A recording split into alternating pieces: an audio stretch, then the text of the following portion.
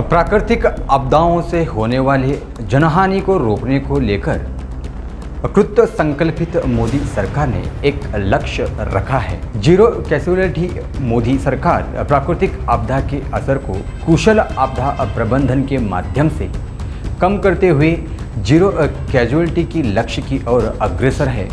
यह संकल्प है हमारे देश के यशस्वी गृह मंत्री अमित शाह जी का। एक समय था जब भारत में कोई प्राकृतिक आपदा के आते ही मरने वाले लोगों की गिनती शुरू हो जाती थी, पर प्रधानमंत्री मोदी और गृह मंत्री अमित शाह के सत्ता संभालते ही इन आपदाओं से होने वाले नुकसान को रोकने के लिए कई प्रभावी कदम उठाए गए हैं और आपदाओं से निपटने के लिए जीरो कैजुअलिटी टारगेट रखा गया है। यानी कि आपदा प्रबंधन की ऐसी कुशल प्रणाली कार्यरत की जा रही है कि जिससे कम से कम जनहानि सुनिश्चित की जा सके। इस दिशा में सबसे महत्वपूर्ण कदम आपदा के अवसर पर जल्द से जल्द मदद पहुंचाना है। पहले की समय की बात करें, किसी आपदा के अवसर पर मदद प्राय देर से ही पहुंच पाती थी, इसे काफ़ी जनहानि हो जाती। इस स्थिति से निपटने के लिए मोदी सरकार ने देश के 28 राज्यों में एनडीआरएफ के बीच में रिस्पांस सेंटर्स बनाए गए हैं। साथ ही हर राज्य में एसडीआरएफ की मौजूदगी सुनिश्चित की है, जिसे बहुत ही कम समय में आपदा प्रभावित क्षेत्र तक रेस्क्यू और रिलीफ फोर्स पहुंच जाती है और जनहानि को रोक लिया जाता है। लेकिन आज का भारत आपदाओं से बचने के लिए सिर्फ पुलिस और आर्मी पर निर्भर नहीं है, बल्कि अमित शाह जी ने ऐसा मास्टर प्लान बनाया है कि देश के हर युवा ऐसी परिस्थिति निपटने में सक्षम हो और आपातकालीन स्थिति में स्वयं एक्शन ले सके। ये संभव हो सका है देश के युवाओं को IUINDRR से जोड़ से देश की 251 यूनिवर्सिटीज़ का एक नेटवर्क बनाया गया है, जहां के स्टूडेंट्स को डिजास्टर मैनेजमेंट की ट्रेनिंग दी जा रही है। साथ ही स्टूडेंट को उनके प्रयास और योगदानों के लिए इनाम और सर्टिफिकेट प्रदान किए जा रहे हैं, जिसे कि ये आपदा प्रबंधन और देश सेवा को लेकर मोटिवेटेड रहे। देश को 350 डिजास्टर शहरों के लिए सरकार आपदा मित्र स्कीम लेकर आई है। इसके तहत 1 लाख से ज़्यादा वॉलंटियर्स को भी डिजास्टर मैनेजमेंट की ट्रेनिंग देने का लक्ष्य रखा गया है और इसके लिए सरकार ने 369 करोड़ का अनुदान भी दिया गया है।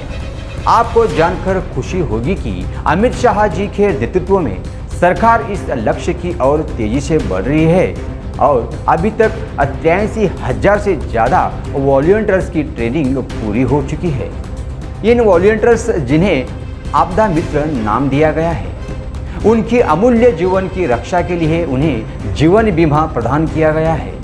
साथ ही साल 2019 में इन्हें प्रोत्साहित करने के लिए सरकार ने नेताजी सुभाष चंद्र बोस आपदा प्रबंधन पुरस्कार देना भी शुरू किया था। मोदी सरकार में आपदाओं को रोकने के लिए मौसम की सटीक जानकारी के लिए अर्ली वार्निंग सिस्टम को भी अधिक बेहतर करने के लिए और जन जन तक पहुंचाने के लिए कई बड़े कदम उठाए गए हैं। सरकार ने कई ऐसे ऐप्स लॉन्च किए हैं जिससे मौसम और आपदाओं से जुड़ी जानकारी आम जनता तक बड़ी आसानी से पहुंच जाती है। जैसे दैनिक मौसम की जानकारी के लिए मौसम नाम की एक ऐप लॉन्च की गई है। वहीं किसानों के लिए मौसम आधारित कृषि प्रबंधन के लिए मेघदूत और बिजली गिरने की चेतावनी देने के लिए दामिनी ऐप को लॉन्च किया गया है। हाल ही के दिनों में आपने गौर किया होगा कि तेज बारिश और तूफान आने की चेतावनी आपको मैसेज के जरिए पहले ही मिल जाती है।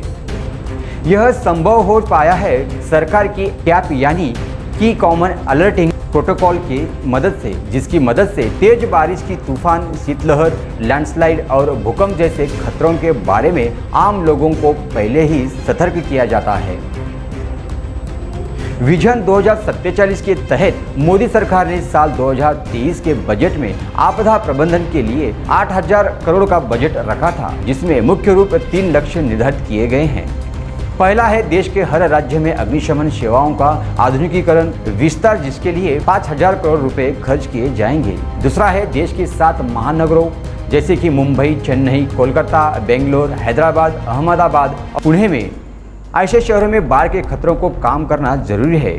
2500 करोड़ रुपए खर्च किए जाएंगे। और तीसरा है देश के 17 राज्यों और यूनियन टेरिटोरीज में लैंडस्लाइड के खतरों को रोकना, जिसे पूरा करने के लिए 825 करोड़ आवंटित किए गए हैं।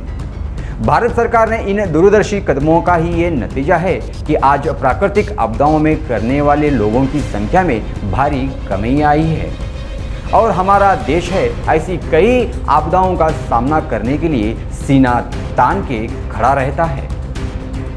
प्रधानमंत्री मोदी और गृह मंत्री अमित शाह जी ने आपदा प्रबंधन को लेकर जो बेंचमार्क सेट किया है उसकी दुनिया में तारीफ हो रही है, जो दुनिया की नज़रों में भारत की सशक्त छवि को मजबूती दे रहा है।